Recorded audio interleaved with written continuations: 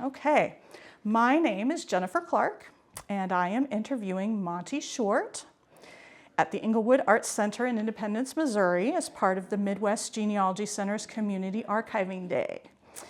The date is May 17th, 2025. And so, Monte, tell us your story about the Englewood. Well, I have a long history of Inglewood. I grew up down by Hill Park, which is just to the south of here, about a mile or so. And I was born and raised. My parents built a house there, and that's where I grew up. Inglewood was even though it was a mile very close, only a mile away, it was kind of a long venture to go from my house to here. But I would ride my bike up to Inglewood. It was always exciting to come to Inglewood. But probably the main place that I would come to is the Ben Franklin building, because the Ben Franklin building had all the stuff, had candy. You know, when you're a kid, you got to have candy. You get an allowance, and you got to go spend that money. So, I would ride my bike. I would come through the back way, and there was a ramp that you could leave your bike on at the Ben Franklin building, so I'd leave my bike there. Now, if I would go to the show, I would walk through the Ben Franklin and go to the show too. So, but the show, they would have showings, and I didn't go there a lot. I just went there whenever the show would change. So, and it was real exciting to go into a huge auditorium type thing to see a great show. So my memories of the theater is like, man, this place is so big. It's so huge. And then you would always get excited if it was a Disney movie, because it was animation and really cool and fun.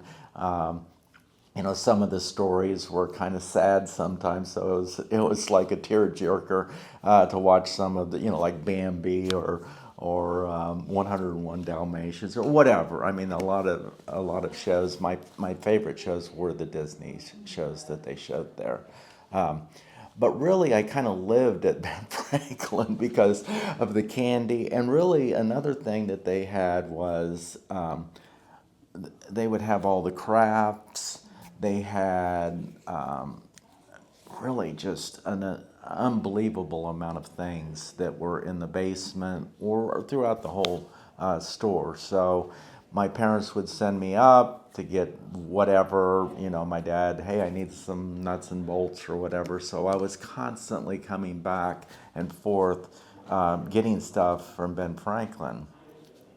And another thing that is this kind of dates you is that next door to the Ben Franklin was McHenry Appliance. And at McHenry Appliance, you could pay your utility bills. So it was a big deal. I got to go pay a utility bill. My mom would write a check and I would go up. They'd give me a receipt. So I learned that, hey, you got to pay your electric bill and all of that. So that was a real good memory too, because I would go in and I was a big boy because I could pay a bill. So that was a really, each month I would get to do that. That was kind of fun. But at Ben Franklin, I've got a lot of stories of you'd have something going on at school, and you would want to buy some candy for your friends or whatever, and so you could go and they had a candy counter there that was open, and you could, it's so much a pound or whatever, and so you could really get quite a bit of candy and things like that. And then if you had a project, and it didn't make any difference, I have a brother and a sister, and they would always send me up for a project they were making. And so I would get all the glue or glitter or whatever was needed for that project, I would get at Ben Franklin. So one of the things that I'm sure you probably don't know, but A huge Chiefs fan. I'm called Arrowman to this day at the stadium because I dress up as the opposing quarterback or running back, and I stick arrow and I have their jersey on, and I stick arrows in me like I'm killing them or slowing them down. The very first arrows came from Ben Franklin because I started it in 1989. They were still, and so I'd go in the basement and I go, well, I got to make some arrows. So they had the feathers that made the tails and all of that. So Arrowman really came from Ben Franklin, which I carry on today. So, and I'm also real active. I mean, this building that we're in, I really want to have an arts center in Inglewood. So I was one of the very first people to come up with the concept to have an arts center, and I redid a lot of this building. But yesterday I just finished putting the flowers that are in the front of the building. If Ben Franklin was open, I guarantee you parts of the flowers would be out on those big flowers that are in front of the building because they always had stuff you could make. And so unfortunately they're gone, but we got most of all that stuff from the Restore to make those flowers. But you know, all the spray paint and all of that that I used to paint those flowers with, I would have got at Ben Franklin for sure. So Do you remember when Ben Franklin's store closed? I think it was 2005 or right 2004 or 5. So it was a very sad time. I mean, everybody was really kind of upset, but you know, a lot of the big box stores had a lot of the stuff, and they just couldn't compete with some of that going on. So it was a very sad time for Inglewood. You know, it's an opportunity now to bring back something cool and fun for the area. I mean, it's like this building. This was an old medical building. I used to come in here and get stitched up. But my doctor was down a floor or two, but.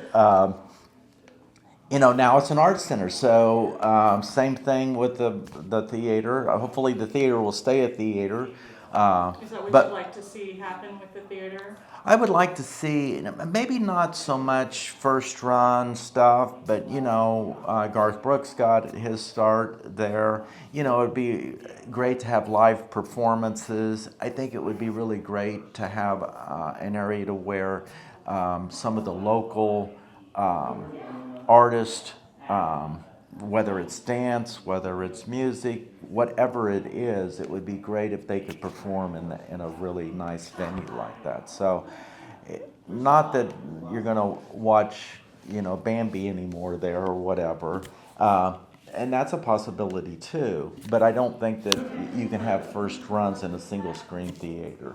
I think that it needs to have a diverse programming that's going on, and hopefully a lot of the community can come together and make some of that happen.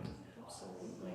So, but Inglewood was my stomping ground whenever I was small, and still is. So it's changed, but it's changed into kind of a more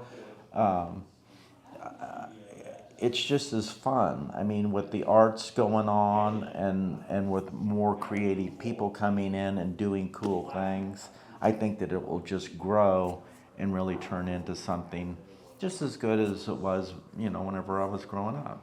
I mean, it's times change and things change, and I think that it can be a very positive thing for the whole area. Absolutely. Absolutely. Well, thank you so much. You're welcome. Yeah, wonderful stories. That is Thanks. Great. Thanks. I appreciate it. That is, I love it. Yeah. We so appreciate you coming in and telling your stories and everything. So. Yeah. Well, no problem. Yeah. Well, thank you guys. I mean, absolutely. it's so exciting to have. I mean, we were just talking this morning as like the staff and volunteers, and Katie, our director, she was like, we're just really excited to be doing something like this, Yeah. you know?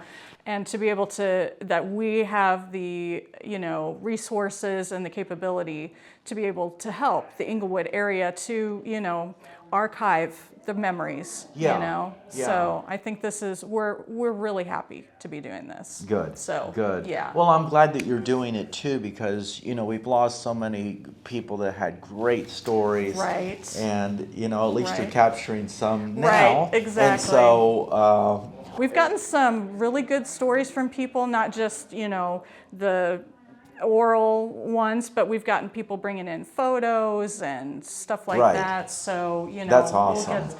We weren't really sure what kind of, response we would get today. And so I'm really happy to see the response we've already got. good. Well, I think that it's like, what are they doing? Right? Go tell your stories. Exactly. So, Exactly.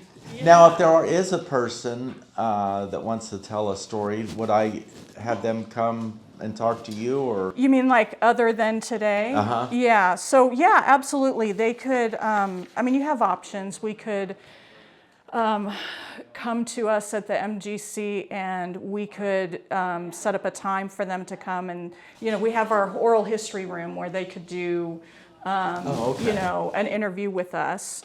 Or we also have our Tell Me a Story kits where they can, check them out. And it's got a little smaller version of this, a recorder in it. And we've got like questions and prompts and things like that. Oh, okay. So that you could do an interview, say it's you with somebody else wanting to interview, or they want to, interview a family member or something like that. They could do that and then bring it back, and we would process that recording just like we would do this. Okay. So it looks like you've want your audio file to be sent to you via email. We would do the same thing. Okay. Or if you wanted a USB or CD, we would send it to you. So, it would be the same process, just either you can do it at home, or you could come in and, set up a time to do that. So absolutely. And if there's anybody that has anything they want to digitize, say like photos or slides or, that kind of thing, we could set up a time with John, who's our archivist, who's here today, if you wanted to talk to him. But he could, we could set up a time, and because we have all sorts of equipment to be able to digitize that kind of stuff. So, yeah. Cool. So it's absolutely something we want to continue doing, not just today. Right. So, Okay. yeah. All right. Okay. Thank you Sounds good. so much. This was exciting. Well, yeah. thanks.